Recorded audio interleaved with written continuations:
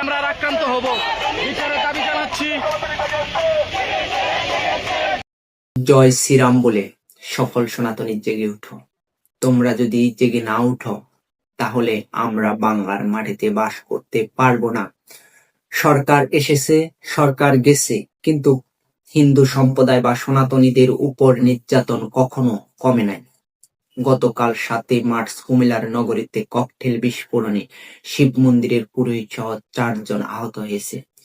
তবে দুঃখের সাথে বলতে হচ্ছে, বিভিন্ন খবর বা সূত্র থেকে জানা যাচ্ছে কেশব চক্রবর্তী গুরুতর আহত হয়ে হাসপাতালে আছে। তার অবস্থা খুবই সংকটাপূর্ণ।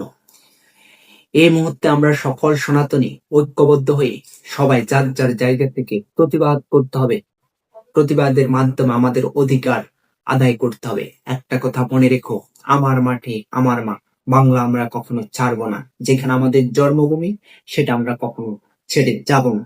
কিন্তু আমাদেরকে টিকে থাকতে হবে। টিকে থাকার জন্য লড়াই করতে হবে, সংগ্রাম করতে হবে এবং সংগ্রামের মাধ্যমে আমাদের অধিকার আদায় করতে হবে। কারণ আমরা যদি আমাদের অধিকার আদায় না করতে পারি তাহলে আমরা কখনো ভালো থাকতে পারবো না। আসুন আমরা সকল সনাতনী আজকে থেকে জয় শ্রীরাম বলে প্রতিজ্ঞা করি। যেখানে আমাদের সনাতনী সম্প্রদায় নির্যাতিত হবে, যেখানে অত্যাচারের শিকার হবে, আমরা সবাই আমাদের পক্ষ থেকে আন্দোলন গড়ে তুলবো, প্রতিবাদ জানাবো এবং আমরা অতি দ্রুতই নতুন সরকারকে আহ্বান করব যে সংসদে হিন্দুদের জন্য সংখ্যা লঘু সুরক্ষা আইন পাস করাতে হবে। এবং আমরা যদি একতাবদ্ধ না থাকি তাহলে আমরা কখনো বাংলাদেশে ভালো থাকতে পারবো না। তাই আসুন আমরা সবাই একতাবদ্ধ হই এবং আন্দোলন গড়ে তুলি।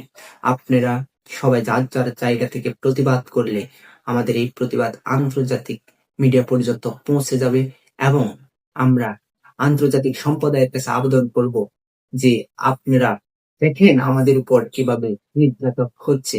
তাই সবাই যার যার জায়গা থেকে আন্দোলন করুন এবং প্রতিবাদ জানান। জয় শ্রীরাম। সবাই ভিডিওটা শেয়ার করে বিশ্বের বিভিন্ন জায়গায় মানুষকে দেখার সুযোগ করে দিবেন, যেহেতু সবাই এটা দেখে যার যার জায়গা থেকে সুন্দরভাবে করতে পারে। জয় শ্রীরাম, জয় সনাতন। সবাই ঐক্যবদ্ধ থাকবে।